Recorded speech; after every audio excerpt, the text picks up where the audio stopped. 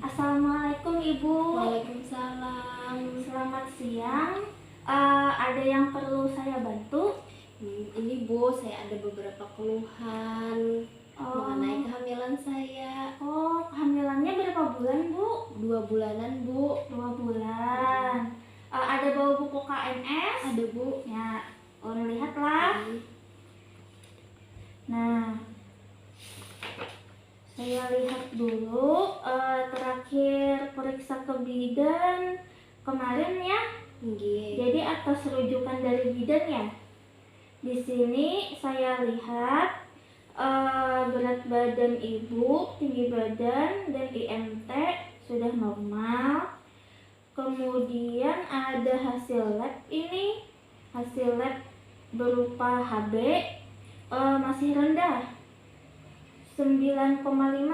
Nah, itu artinya ibu mengalami anemia.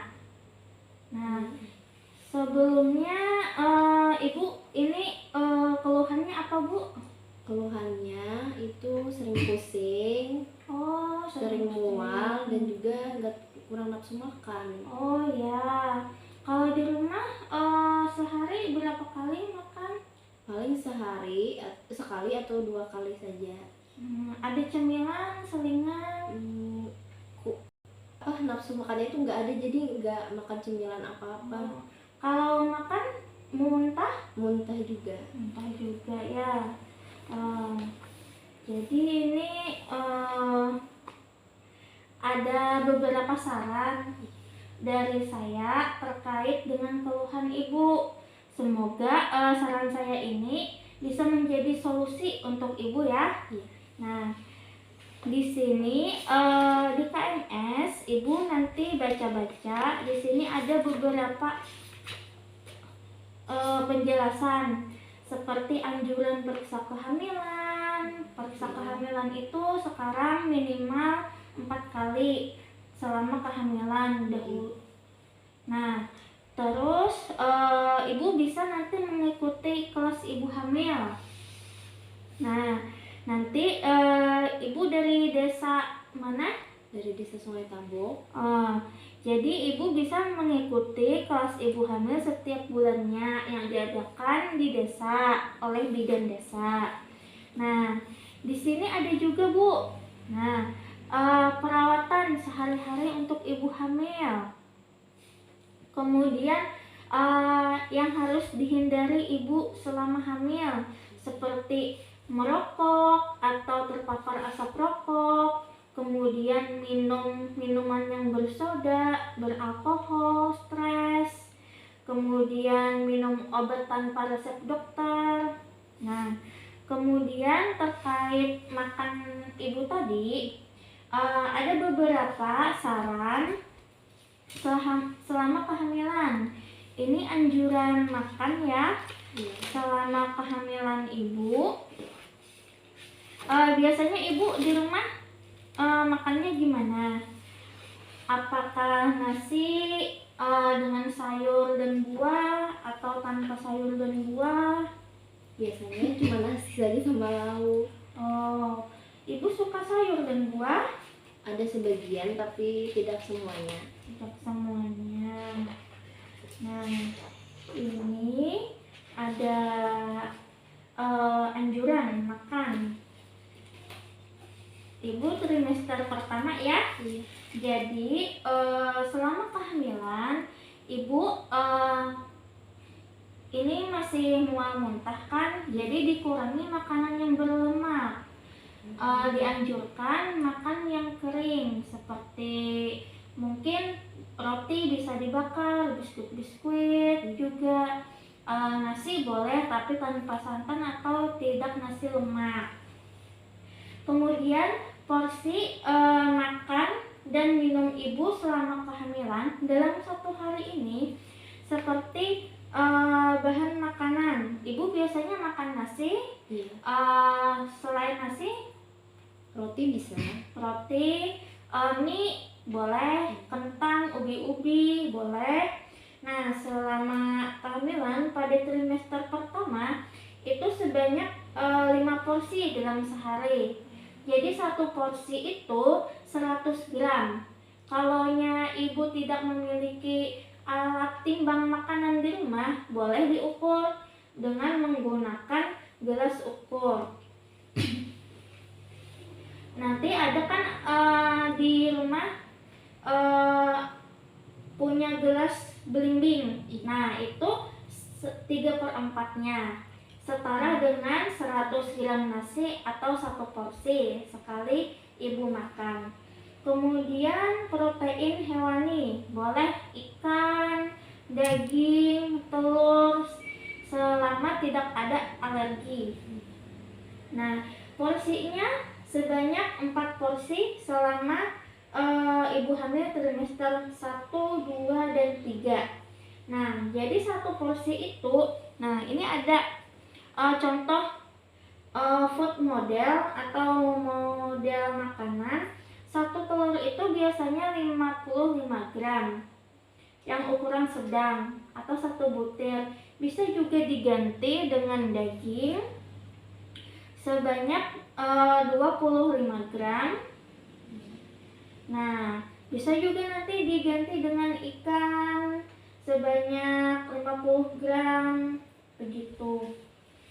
Kemudian protein nabati seperti tempe, tahu, kacang-kacangan, kacang hijau, kacang tanah. Nah, pentingnya protein nabati ini berguna untuk perkembangan pembentukan otak. Nah, porsinya ini sama untuk trimester 1 sampai 3. Satu porsinya misalnya tempe satu porsi 50 gram. Nah, kira-kira segini Bu. Ya. 50 gram atau 2 potong sedang. Bisa juga piang tahu. Nah, kalau yang ini kan 100 gram ya. Nah, bisa dibagi 2 ini. Ya. Kemudian sayuran sangat penting juga. Selain bersifat sebagai antibodi, juga biasanya selama kehamilan sering sembelit pada trimester ketiga. Jadi untuk memenuhi serat, bisa ibu menambahkan makanan sayuran dan buah-buahan. Kalau ibu tidak suka sayur apa kalau boleh tahu? Sayur pare. Sayur pare pahit ya? Iya. Ya, kalau sayur pare itu tips supaya tidak pahit, nanti diremas-remas, ditambahkan air garam, didiamkan, kemudian diremas lagi. Ya, begitu. Kemudian buah boleh buah lokal yang ada di sini seperti pisang, pepaya. Porsinya sama 4 porsi. Nah, dalam sehari atau misalnya satu porsinya ini pisang Ambon sebanyak 50 gram atau juga pepaya.